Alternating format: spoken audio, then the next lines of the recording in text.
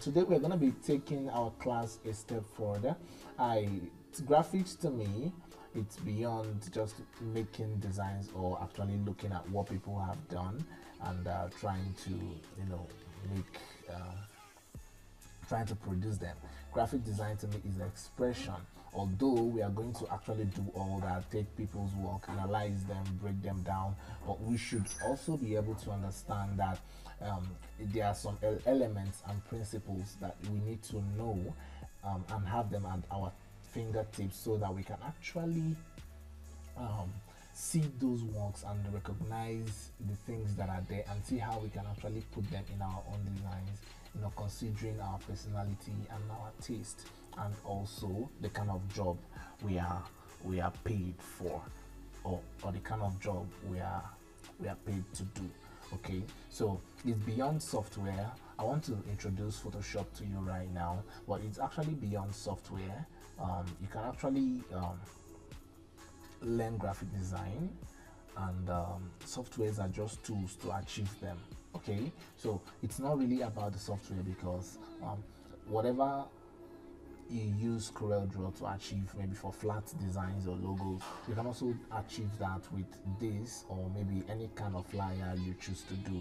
But what is very, very important in all this is that understanding the tools and how things are done graphically, then you can actually now make use of any software you want to achieve the same thing or even better things. So let me show you this software. Right up here, you'll be seeing a link to a friend's channel. You can actually go there and download your Photoshop and see how you can install it. You can also go to Get Into PC. I attached it at the description area, so you can go to Get Into PC and download your Photoshop. Now what I'm using right now is Photoshop CC 2015.5. okay, there are actually earlier versions of Photoshop. All of them are good, but I just chose this for this tutorial in case you already have a Photoshop in this version, or you want to get your system, your computer might not be able to take the versions that are above this, so you can actually relate easily with this. Okay, so once you open your Photoshop for the first time, it's going to be showing you some layouts, a dialog box that is going to request if you are about to print, or if you are I disabled mine if you are to print, or if you are to use them for internet uses. I would say for the moment you just ignore those things and just close it and click on open new file. Okay, they are good, you can actually make your choices from there, but for the purpose of this tutorial I'm going to be showing you more advanced ways to do that in case your Photoshop do not have it.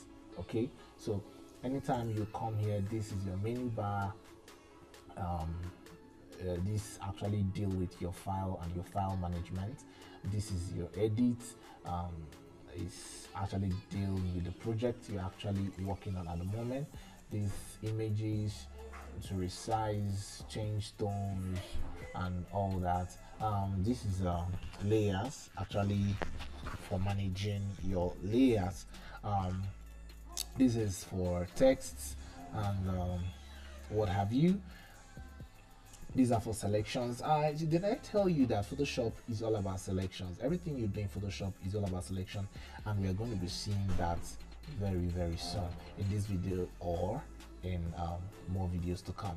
So these are filters where you can actually put effects, add effects, and these are views where you can actually work on your screen size, resolution, add some rulers and the rest of them, zoom effects and all that, so zoom and all that. So this is your window where you can actually pull out some stuff. So I want to put my window right now to default essential, so in case you are working, you're a photographer or you're a motion artist or a painter, you can actually select the kind of workspace you want to use for your project from here, or any of the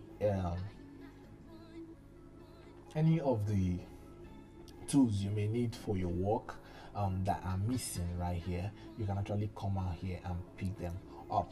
So let's jump right into this. So I picked up a design from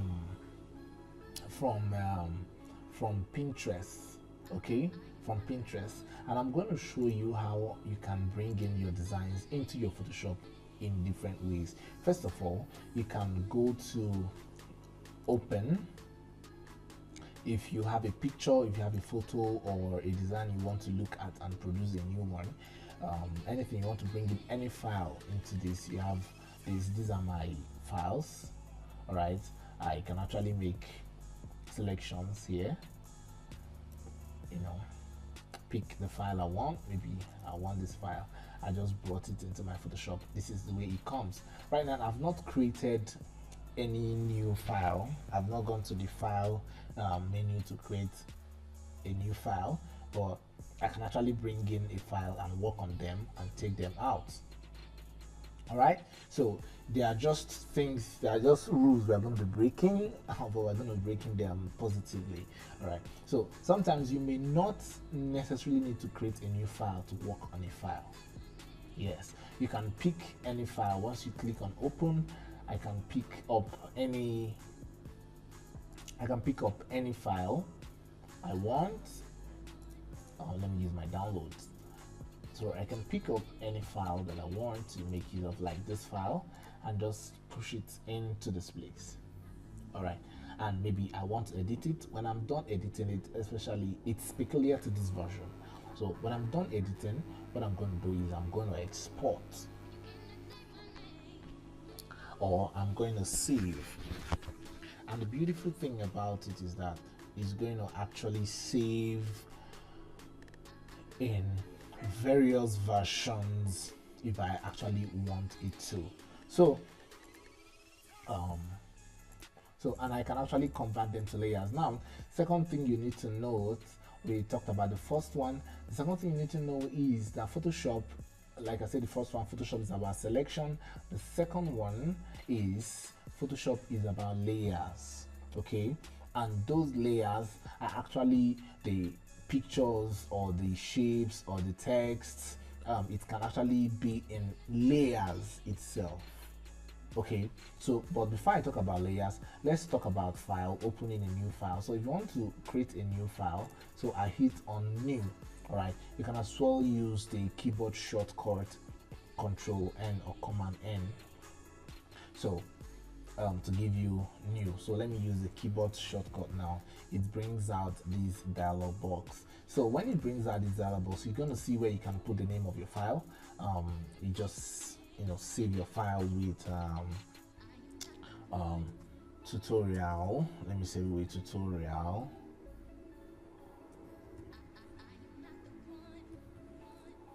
Sorry. All right, the tutorial. All right, so these are document type. This document type is actually the kind of document, especially in size. All right, the kind of document you want to create. You want to create a paper document. You want to make animation or film or whatever. Photoshop can also be used in making animations if you don't know. You want to do arts and illustration, whatever it is. So, but normally we want to use custom because we want to do graphic design. So coming down here we can actually set our own designs. Here we can actually set our own layout for our work. So there are sizes here, and those sizes are in pixels. All right, so there are a lot of people that like working with pixels though, so but I personally like working with inches. So you choose what works best for you. People that are not around this part of the world, or a lot of people though, web designers like to work in pixels. So if you have a job from a web designer, you can actually work with pixels if he gives you the pixel you want to use. But I normally work with inches because I do more of flyers and the rest of it. But whenever I have a project from a web designer to do, I normally resort to pixels when I get the accurate figures. Now, getting the accurate figures is not a big deal, so you can actually go to Google and type the size of anything you want. It's on Google. And secondly, if you're going to design a flyer, what you're going to do, you got to pick a ruler and measure the size of the flyer and key them in to this place. All right, so if I'm using inches, you're using an inch ruler. That's what you're going to be doing, because if you are designing a flyer that you're going to print, you definitely will not see a ruler that has pixels. So what we do is that maybe I put this in inches and I type 5 here and 7 here, so I can now convert them to pixels. So this is what they are in pixels. So by hitting this, it converts them to pixels for me automatically. So by hitting all these other ones, it's actually converting them to the figures they are in that measurement category. So secondly, this resolution is very, very important, because depending on the design you want to do or the kind of stuff you want to do, you actually need your resolution to be very high, so that the pictures and everything, elements you used inside, are going to be clear.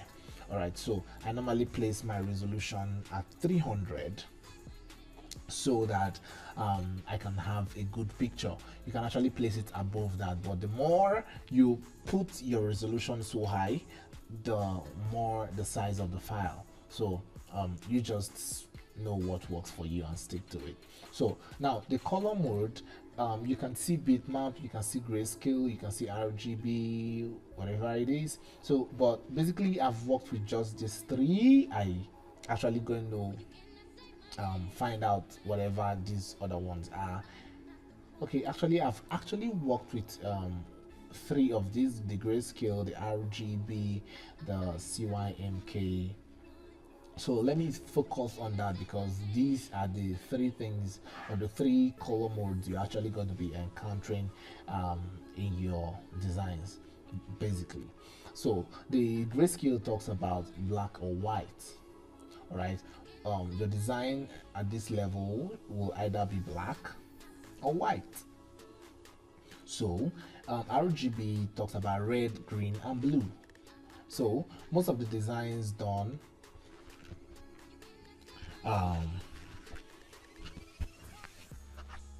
so most of the designs you'll be seeing that are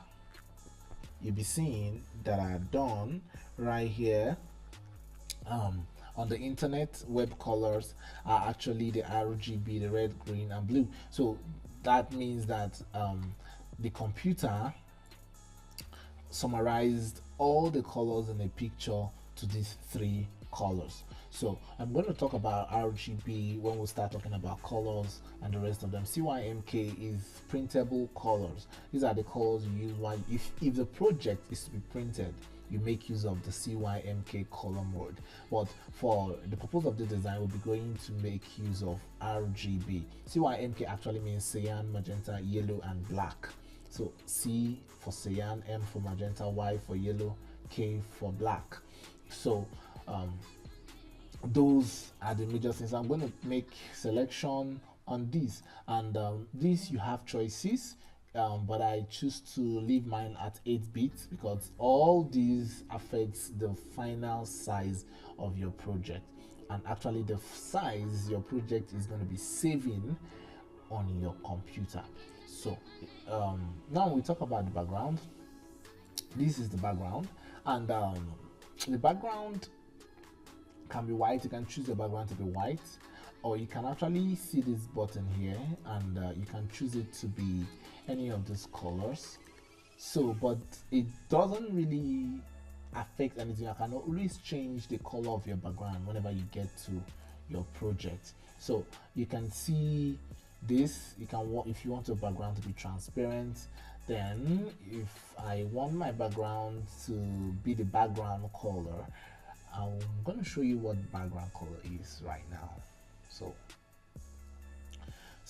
and that's that. So you just have to leave these other settings this way. Do not tamper with them. Whatever you see, you take. All right. So, and we hit OK. This what we'll have. So, all right. I haven't created this background right now, or haven't made this possible. So we'll go ahead. I'm going to go ahead and talk about all these tools briefly and get a design. You're going to do that with me and actually send it back to me so that I can actually assess and actually correct some more things you might need to work on. Okay, so let this be a real virtual class already. So I haven't talked about the background and we're here. So now there's the first place I want you to look at, and that is your right hand side. I don't know why the developers actually decided to put that at the right hand side, because those are the major that is the major place your assets are kept. So that place is just right here. Look at where my mouse is. That's this place. So this place is actually where your layers are kept. So whatever you have at the center of this place, this is where they are kept. You can actually choose to export each particular layer you want. You can actually choose to put all of them together in a group so that you can move all of them around. You can also choose to merge all of them together so they become one. So you can choose to delete any layer you don't want. You can choose to mask any layer you want to mask. You can choose to create any layer you want to create at this place. So look at here, look at the bottom. This is where you can actually delete this icon here. This icon is actually where you can use and create your new layer. Here is where you can use to create a folder, or rather a group, or to group a certain selected layers. This place where you can apply adjustment layers on top of any layer you want, or you can actually create new adjustment layers here that you can actually use and work with. So this is where you can mask your layers, this is where you can add effects to your layers, and this is where you can actually link some of those layers. So but right now you can see that there are actually only 4 things that are possible on this place. There are only 4 things that are possible in this place, and those things are the mask, the adjustment layer, the group, and the new layer. So these are the things that can actually work right now. So these other ones can work until there are possibilities for them to work, and those possibilities are yours to create. So first, having known this, then let's go over to the toolbar. Alright, this toolbar is just a toolbox like your bag of tools you're going to be using to be creating all some things right here. So these are made not to scare you but to help you.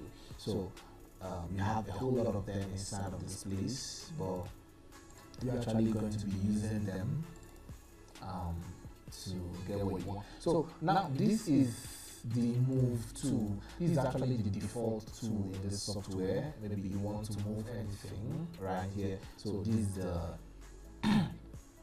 this is the tool we are going to be using to move things around.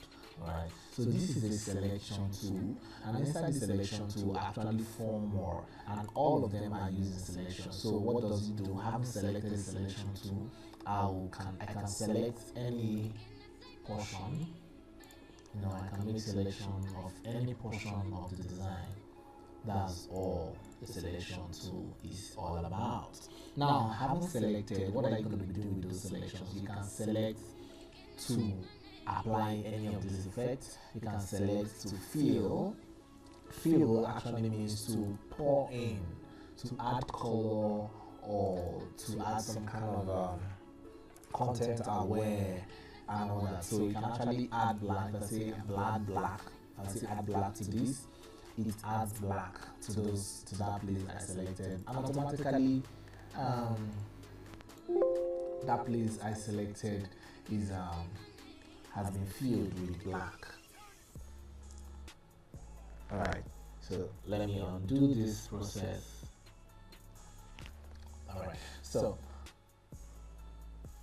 this is for selection. You can actually move your selection up and down if you want to. So I'm going to be showing you more effects or more things you can achieve with this selection.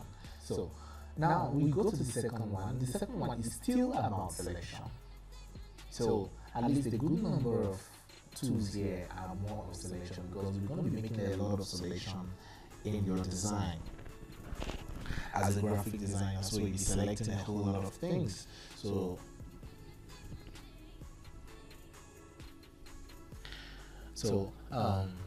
this is also for selection, but the lasso tool is for selection, but selection that is not regular.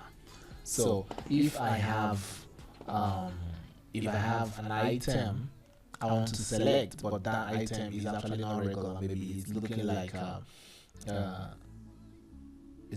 an abstract shape, or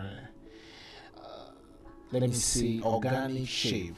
Alright, talking about organic shapes, we talked about that when we talked about shape in our previous video. So if you've not watched the video, I think you should have to pause this one and go and check out what organic shapes are in that video, then you come back and continue. But if you've not, don't worry. So the organic shapes, look at how they are. They look like what was created with a human hand. So this is it. Alright, so I can actually select anything that is not regular, or I make a random selection. So this is what I use to achieve that. So remember, when we did selection with the rectangular tool, rectangular selection tool, we discovered that we were able to fill something inside of it. So that is the same thing that happens to this place. So if I make selection, I'm able to fill as far as I'm seeing these lines moving up and down. Alright, I can actually fill in anything. So if your mouse is still on any of those selection tools and you right click, you will have this this drop down menu right here. So now there's another one I want to show you. This is the polygonal tool. So this is where your selection is controlled by mathematical formulas. You get that? Angles and straight lines and all that. So you can actually use this to make selections of a straight line or a shape, maybe a geometric shape and all that. So you can actually use them and create straight lines and straight angles. So this is magic lasso. Alright, this magic lasso works like magic. Yeah, it has a way of dictating edges. So for example, I have a human being's picture, maybe my picture, I want to crop them, I want to make selection of it. So what I'm going to do is I'm going to use the magic lasso tool to make that selection, because while I have it at the edge, it's making selection of all the other edges. So I'm going to show you how to use the magic lasso tool, and whenever you see this you don't know how to remove it, what you do is to hit on Ctrl D. Once you hit on Ctrl D, it disappears. Alright, so once you make your selection and come back to the place you started, you're going to see a 0 showing you a kind of completion. You can hit on it, it turns it into this white and black moving stuff right here. So let's go over to this. This tool is also for selection, but this one is called quick selection. So what we need to do is just, it also happens like magic. It has a way of dictating edges and selecting those edges. So like I said earlier, Photoshop is all about selection. So, like I said earlier, Photoshop is all about selection. So, likewise, this one is magic wand. This one also happens like magic. So you just hit it, it detects all the edges or all the areas that are similar to each other, and leaves you with the rest. So I'm going to show you how to do that maybe while we talk about cropping or removing backgrounds from images. Okay. So this is a tool called the crop tool. Okay, you can use it to crop anything. Crop it to a size. Alright, crop it to a size. Let's crop it to this size. Once you're done with this, you can actually hit OK or mark this. Click on this button right here. So once you do that, you can actually explore some of these other things right here. Maybe before you actually crop. Okay. So, but you can also see the kind of cropping you can do. Right now, I did a custom cropping of the width and the height and resolution. So I can actually choose to do a square, and this is what it's going to be looking like. Okay, so I've cropped it. Okay, I've cropped it. Okay, but once you crop, you're actually reducing everything, including the resolution. Alright, you're reducing the size of the edges. So you might have made a mistake in starting, okay, or creating your new file and all that, but don't make the mistake where you can actually crop, to remove the size and the edges you don't want to have in your design. Alright, so this is the crop tool, and this is the eyedropper tool. This eyedropper tool works like magic too. Yeah, it works like magic. It picks colors from any parts and places it, and allows you to place it in other parts. So this is the notes. Maybe you want to attach a note for maybe a fellow designer on something you did in one particular area. You can just attach a note.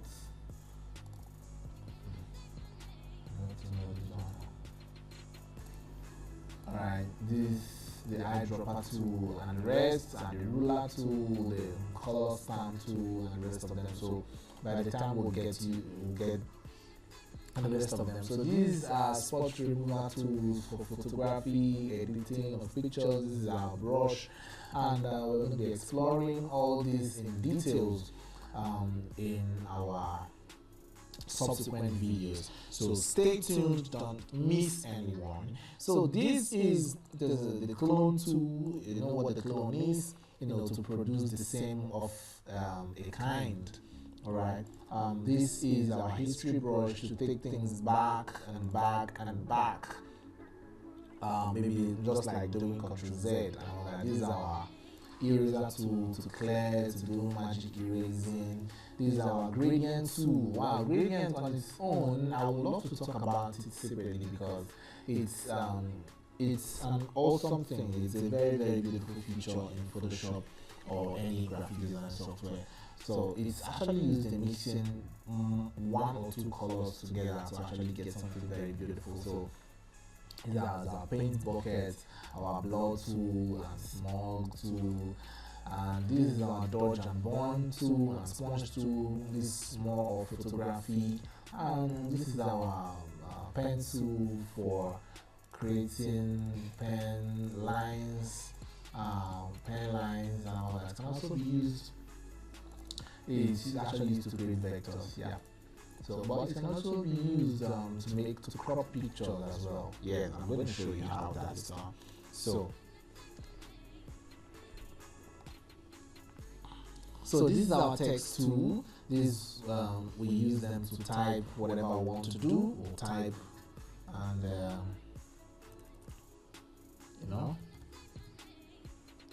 mount. I don't know what made me type this, but it's funny. Mount. Okay, these are our text tools. You can actually use them to type. Now, when we type a text tool,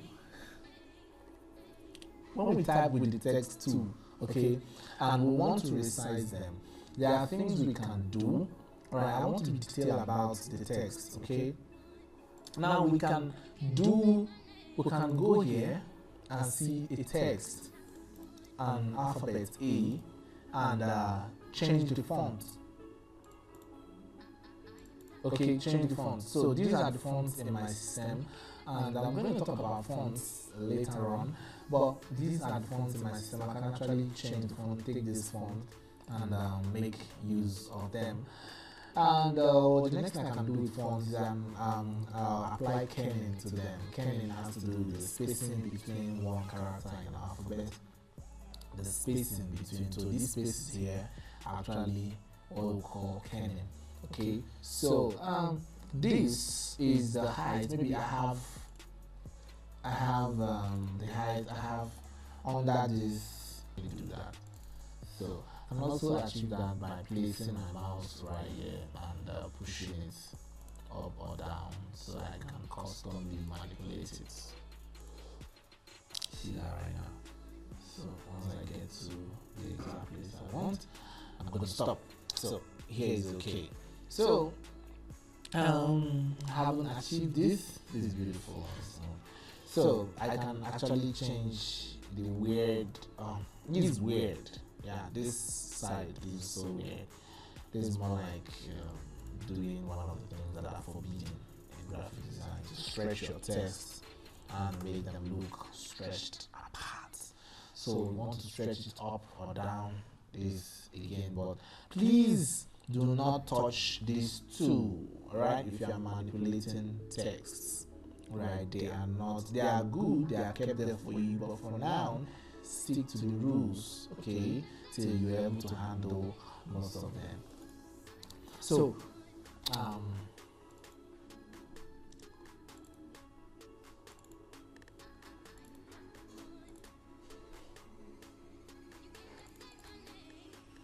able to handle most of them. So for now, these are the things you might be needing. So this is to bolden the text, make them look bolded.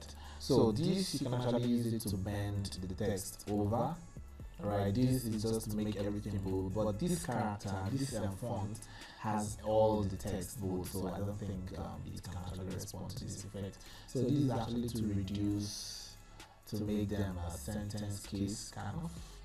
So this is more like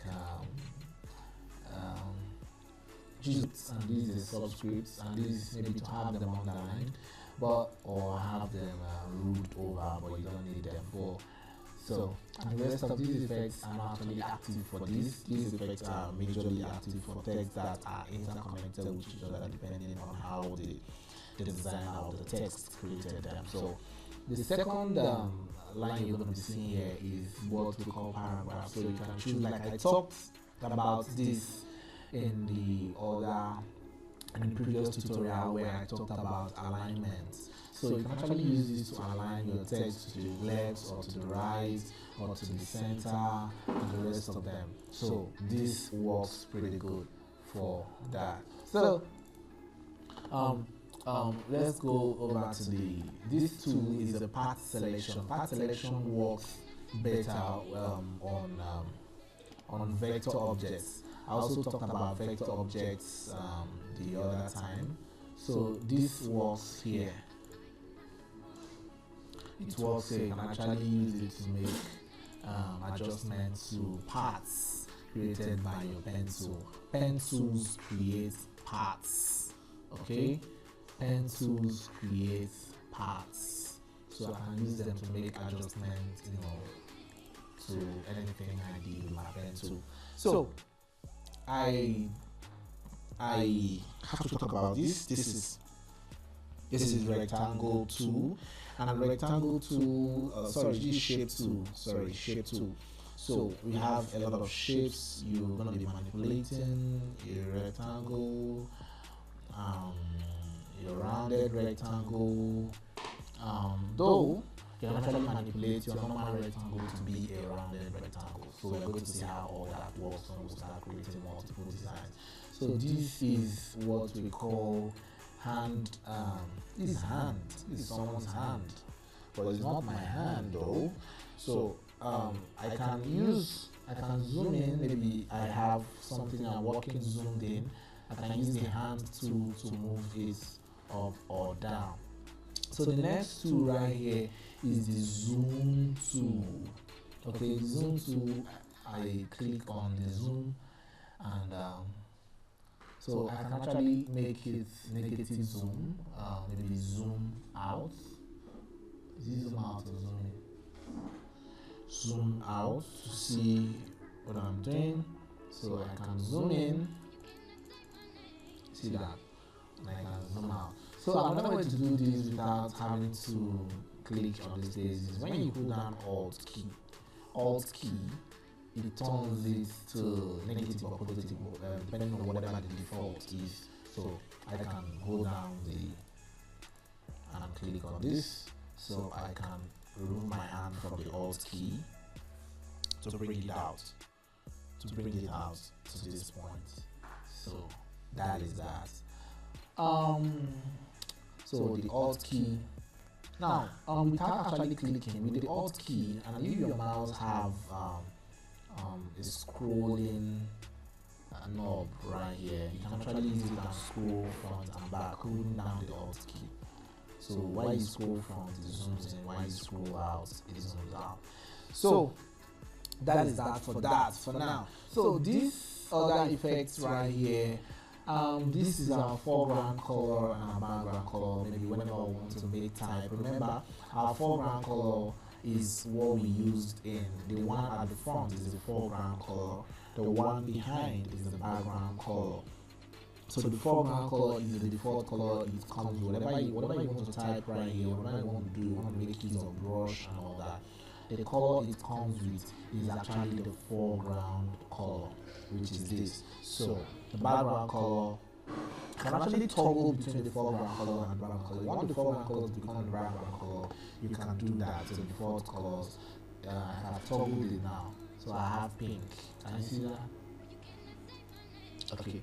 So that is that for that. So this is another kind of selection tool. Yeah, another kind of selection tool. This one works like magic as well. We're going to explore that. Alright, this by the right hand side are most of the tools that you can use more. So for each tool here has something you can actually use right here. The properties you can use right here to actually work on them and make them more useful. We're going to explore that in the future. So likewise in this place you have the channels, the parts if we created any. Alright, these channels, where we talk about our blue, green and all that, you can actually switch off whatever you want to switch off from here and have them reflect over to this side or all over your design. So we'll still get to know how we can make use of all these channels. So you can actually edit these channels individually and use them for whatever you want to use them for. So here is our blend modes. Now these blend modes are very, very, very, very important. You need to know what these blend modes are, and you might not need to know them by definition or whatever. Stick to what works for you. You might be doing a design and you manipulate and get some of these blend modes, use any of them and it works fine, use it. Okay, so but we are still going to explore what some of them do in our subsequent classes. Okay, and so the rest of this, I think we're done with this. These are color swatches where you can actually pick colors with your color tool or change colors however you want. You can sort whatever you want to be on this layer by clicking on any of these. Like I actually made all of them to be selected so that I can make use of all of them at the same time. So if I want only my pictures to show, I'll just sort by pictures, only the pictures and the backgrounds are going to be showing. Alright, thank you very much for joining me in this class. See you in the next class. We'll be taking up a design and I'll be breaking them down to see how concepts are built and how we can actually make use of those principles. Thank you.